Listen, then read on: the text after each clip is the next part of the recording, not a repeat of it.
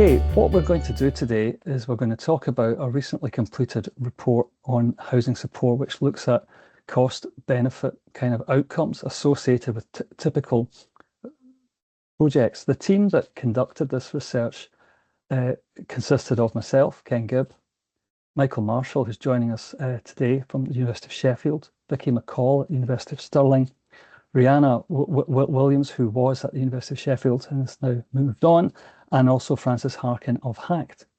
Before we start, we'd like to acknowledge that the research has been carried out with a consortium of interested parties who supported the research. The Housing Support Enabling Unit, the SFHA, the Scottish Commission for People with Learning Disabilities, Hanover Scotland, Blackwood Homes and Care, Eildon Housing Association, Simon Community Scotland, and Frontline Fife. Thank you to all of them for their help with the work. So this report is really part of a two-phase project which tried to understand what the evidence was telling us about the benefits and costs attached to housing support and interventions.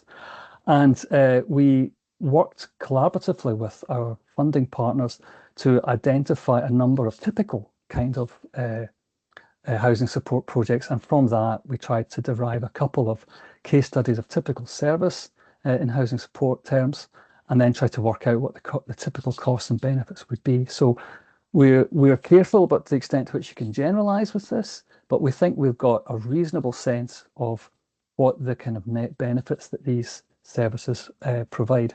So what we thought we would do was that Michael and I would have a conversation briefly about the key things that we found out. So I'm going to ask Michael a few questions, and he's going to tell us how we try to work through the issues that arise when you try to do these kind of cost-benefit processes. So my first question, Michael, if you think of the two case studies, could you tell us a little bit about the process and the top-line results of what you found? Yeah, thanks, Ken. So we, as you mentioned, looked at two case studies. Hanover's very sheltered housing schemes and Frontline Fife's short-term housing support service. And in each case, to conduct the cost-benefit analysis, we started with a mapping of kind of the typical service user journey through each of those different case studies, analysing existing data on service usage in terms of sort of quantity, but also what existing data was available on outcomes, and evaluating impact and service user satisfaction internal to each case study, then taking that data on the service user journey and usage and mapping that to the best available evidence within social value impact evaluation more broadly. So using pre-existing toolkits for cost benefit analysis and the impact measures associated with them to see which were most appropriately applied within the case studies that we were looking at, and applying relevant adjustments where necessary. For example, if the impact sort of starts to become discounted over time because certain benefits are strongest in the initial year of service usage and then sort of decline slightly over time, applying those relevant adjustments and eventually quantifying a net benefit per service user and across the service as a whole, where the total impact has the cost subtracted to arrive at the net benefit. And from that, we had some key headline findings. In relation to Hanover's very sheltered scheme, we quantified a ratio of investment to benefit of £4.85 social value for every £1 of investment, which was also equivalent to £4,686 average net social value per service user.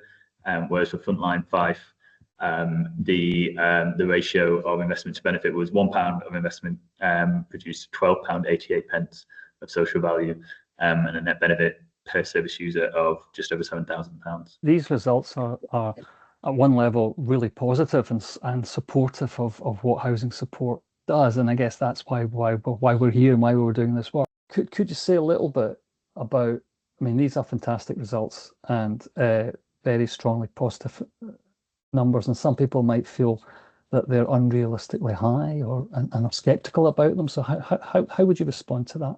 I think it's an interesting question, and I think it is worth highlighting that these are very significant impact numbers.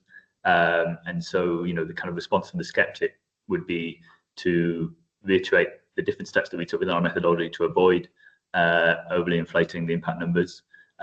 Firstly, part of the methodology is designed to avoid double counting. There's certain measures that you can't use in tandem with one another because that introduces a certain element of double counting. So if someone was to have an improvement to their general health, for instance, that might not be you couldn't use that in tandem with other outcomes that might also lead to a general improvement in health, such as quitting smoking.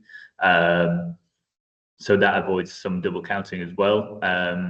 Secondly, we apply thresholds for what counts as impact, which actually you could argue are more conservative rather than generous. To give an example from the Frontline 5 case study, the approach there was to use surveys conducted with service users where they have a survey at the beginning of the service and at the end of the service against different measures, and they have a 1 to 10 scale in terms of their well-being against those different outcomes.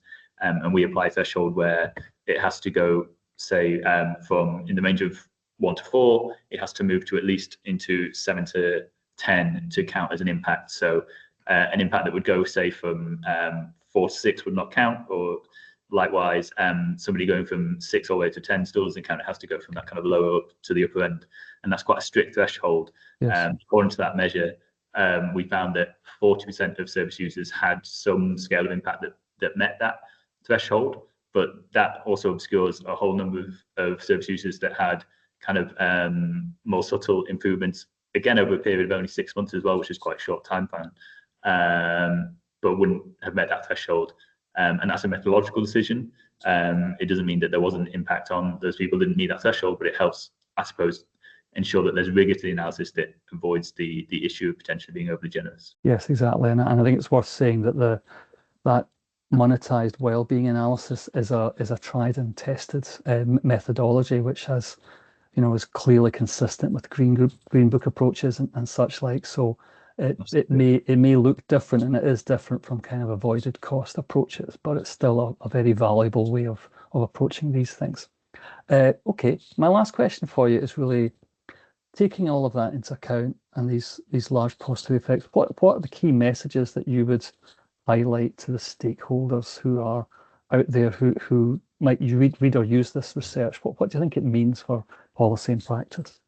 Yeah, well, I think, to reiterate what we just said before, the impact produced by housing support services in Scotland is significant.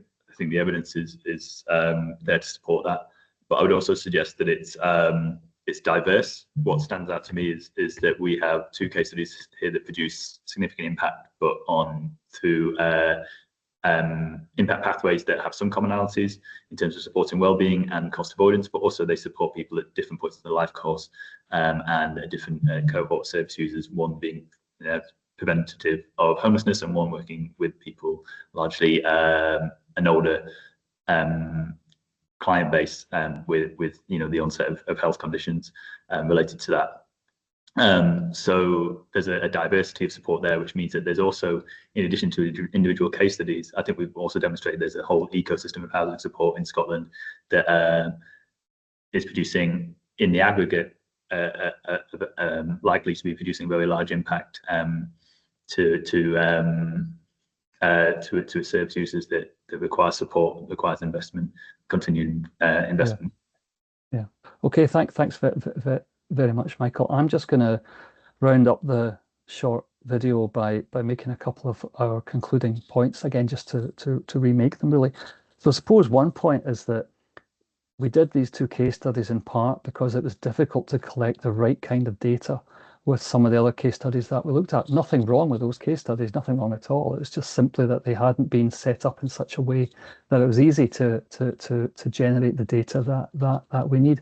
So one of our recommendations, which sounds very kind of researchy, I guess, is that if there were regular user surveys, which could include some of these well-being questions, we'd be in a stronger position to measure different projects, different housing support models of intervention, and be able to do similar cost-benefit analysis.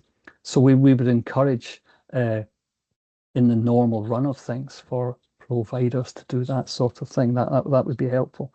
Secondly, we're reliant on best practice or good practice in avoided costs. These are the costs that you save by the intervention taking place. You could think of them as preventative benefits and such like.